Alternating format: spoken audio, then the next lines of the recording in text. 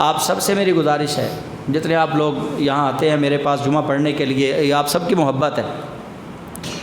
جو دوست 15 سالوں سے آ رہے ہیں ان کو بھی میری طبیعت کا پتہ ہے، جو 2-4 سالوں سے آ رہے ہیں ان کو بھی میری طبیعت کا پتہ ہے۔ بہت سارے لوگ آئے یہاں پہ میرے مزاج کو دیکھ کے وہ چلے گئے کہ یہ بندہ پیروں کے خلاف بولتا ہے، جعلی پیروں کے خلاف بولتا ہے، یہ تو عاملوں کے خلاف بولتا ہے، یہ صحابہ کے گستاخوں کے خلاف بولتا ہے۔ مجھے کسی کی کوئی پرواہ نہیں، مجھے انتظامیہ پیسے حق سچ بیان کرنے کے دیتی ہے، جو ماہانہ مجھے وظیفہ ملتا ہے وہ حق سچ بیان کرنے کا ملتا ہے، دوغلا پالیسی کا منافقت بیان کرنے کے مجھے وہ وظیفہ نہیں دیتے۔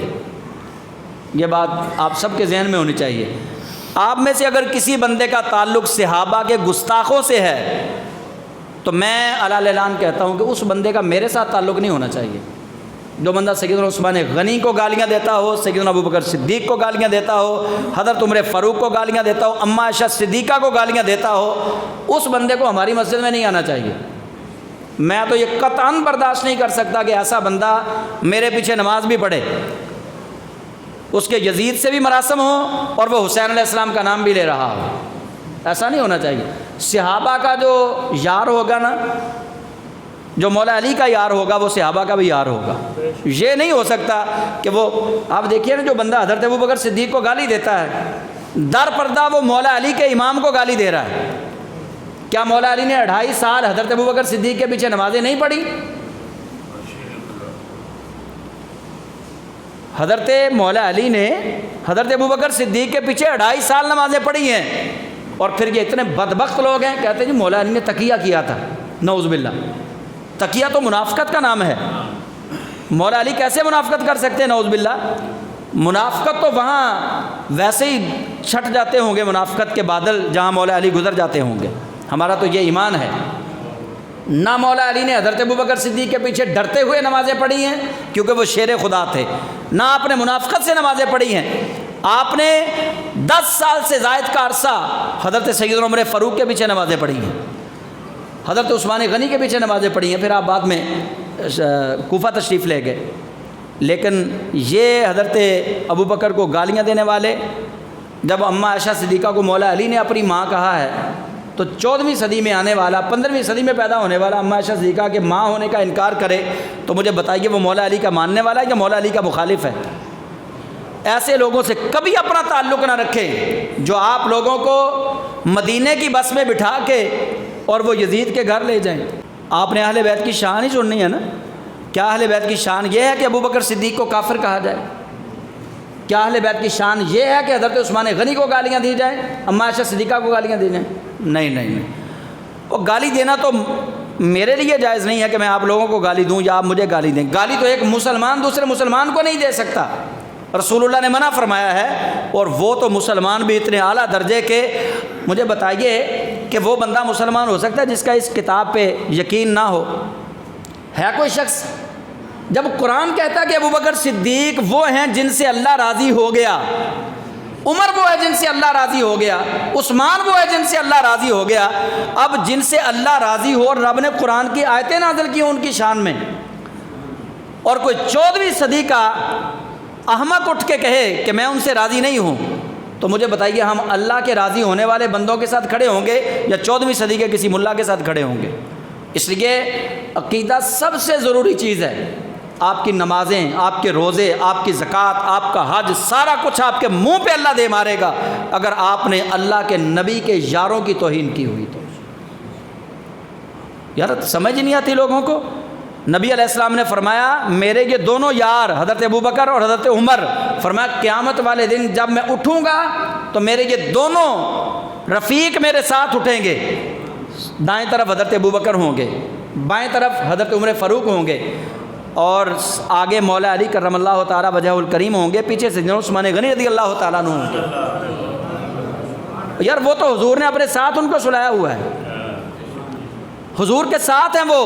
اس لیے خدا کا واسطہ ہے، آپ جتنے لوگ، مجھے نہیں پتہ آپ لوگوں کا کس مکتب فکر سے تعلق ہے، آپ کہاں رہنے والے ہیں، کس بستی کے ہیں، کس محلے، چند لوگوں کو میں جانتا ہوں بس، لیکن مجھے 15 سال ہو گئے، 15 سالوں میں آج میں اتنا شدید ترین غمگین ہوں کہ 2-4 دن پہلے ایک یاسین نامی رافضی نے سیدنا عثمان غنی رضی اللہ تعالیٰ عنہ کی توہین کی ہے پچھلے ہفتے، تو بڑا دل دکھا ہے۔ تو میں چاہتا ہوں کہ آپ میں سے کوئی ایسے جاہل شخص کا موت نہ بن جائے کہ آپ کہیں ایسے بندے کی باتیں سن کے یہ نہ کہہ دیں کہ حضرت عثمان غنی جنگ سے فرار ہو گئے تھے. نہیں، قرآن کہتا ہے کہ نہیں فرار ہوئے. جب قرآن ایک بندے کو کہہ رہا فرار نہیں ہوا، وہ نہیں بھاگا، اس نے نہیں اللہ تعالیٰ کی حد کو توڑا، نہیں رسول اللہ کی نافرمانی کی، جب قرآن اس کو کہہ رہا ہے تو ہم کہیں کہ نہیں جی وہ بھاگا ہے، تو پھر کتنی یہ دیدہ دلیری ہے کہ ہم اللہ کے مقابلے میں اپنی باتیں لے کے آ رہے ہیں. اس لیے آپ سب میرے بھائی ہیں، میرے بزرگ ہیں، چھوٹے بچے ہیں میرے، آپ سب سے میری یہ گزارش ہے، اپنا عقیدہ درست کر لیں. جس کے دل میں ذرا سی بھی ایسی بات آئے کہ صحابہ کے بارے میں برا کہنا ہے یا فلاں صحابی نے یہ کیا ہے، آپ پہ فرض ہے یار. آپ کے بارے میں کوئی بندہ آ کے میرے کان میں بات کہے کہ فلاں بندہ جو ہے وہ سودی کاروبار کرتا ہے، تو کیا میرے اوپر یہ ہے کہ میں یہاں بیٹھ کے اسپیکر کے اندر اس بندے کی بے عزتی کرنا شروع کر دوں؟ یا میرے اوپر یہ واجب ہے کہ میں پہلے اس سے پوچھ ہی لوں؟ میرے اوپر پوچھنا واجب ہے پہلے کہ وہ بندہ سودی کاروبار کرتا بھی ہے یا نہیں کرتا. میں اہم ہی کسی کی بات سن کے تو جناب یہاں اس بندے کی بے عزتی کر دوں یا اس بندے کے خلاف بولنا شروع. اگر آپ کو کوئی ایسی بات کہتا ہے کہ جی فلاں حدیث کی بات کتاب میں لکھا ہے، فلاں کتاب میں لکھا ہے، آپ سارے، میں آپ سب کا جواب دے ہوں قیامت والے دن، اور آپ بھی جواب دیں اگر آپ نے مجھ سے نہ پوچھا تو. اگر آپ کو کہیں سے کوئی ایسی بات ملے کہ فلاں صحابی بھاگا تھا یا فلاں صحابی نے یہ غلط کام کیا تھا، اگر آپ کو کہیں سے کوئی بات ملے، کوئی بندہ آپ کو بات سنائے، آپ پہ بھی فرض ہے آپ پہلے میرے ساتھ رابطہ کریں.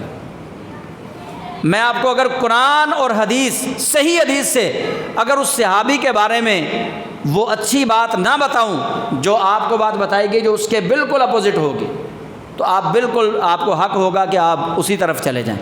اگر آپ کو وہ بات قرآن سے صحابہ کی عظمت دکھا دی جائے، اگر آپ کو حدیث سے صحیح سے صحابہ کی عظمت دکھا دی جائے، پھر آپ کا بھی حق نہیں ہے آپ کسی اور کی طرف دیکھیں. یہ بات اپنے ذہن میں لکھ لیں، اپنے دل پہ لکھ لیں کہ ہم اہل سنت ہیں، اور سنی وہ ہے جو اہل بیت کا سچا غلام ہے اور صحابہ کا وفادار ہے. بس اہل بیت کی غلامی کے بغیر جو بندہ کہے کہ میں مسلمان ہوں، ہم اس کو بھی مسلمان نہیں تصور کرتے، اور جو صحابہ کو گالیاں دے کے کہے کہ میں مسلمان ہوں، ہم اس کو بھی مسلمان تصور نہیں کرتے.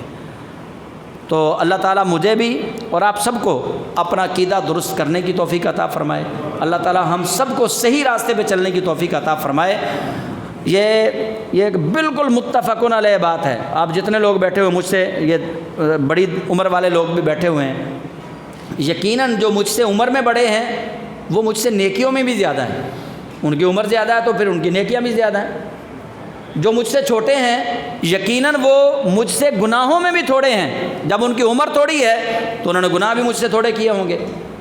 جب مجھ میں یہ بات آ جائے گی نا کہ میں اپنے بڑے کا احترام صرف اس لیے کروں کہ اس کی عمر زیادہ ہے تو اس کی نیکیاں بھی مجھ سے زیادہ ہیں، اور چھوٹے سے شفقت اس لیے کروں کہ وہ مجھ سے عمر میں چھوٹا ہے تو گناہوں میں بھی تھوڑا ہے، تو بس کام بن جائے گا. یہی تو ایک بات ہے، پھر کام بن جانا ہے. جب جس اسلام نے مجھے اپنے سے بڑے کی عزت کرنے کا درس دیا ہے، کیا وہ اسلام ابو بکر صدیق کو گالیاں دینے کا درس دے گا؟ کیا وہ اسلام عمر فاروق کو، عثمان غنی کو گالیاں دینے کا درس دے گا؟ نہیں دے گا. اسلام کہتا ہے، نبی علیہ السلام نے فرمایا وَمَن لَّمْ يَرْحَمْ صَغِيرَنَا وَلَمْ يُوَقِّرْ كَبِيرَنَا فَلَيْسَ مِنَّا. فرمایا جو ہمارے چھوٹوں پر شفقت کا ہاتھ نہ رکھے اور جو ہمارے بڑوں کی عزت اور توقیر نہ کرے وہ ہم میں سے ہے ہی نہیں. اللہ تعالیٰ مجھے اور آپ سب کو بعمل مسلمان بنائے. آمین. وآخر دعوانا ان الحمد للہ رب العالمین.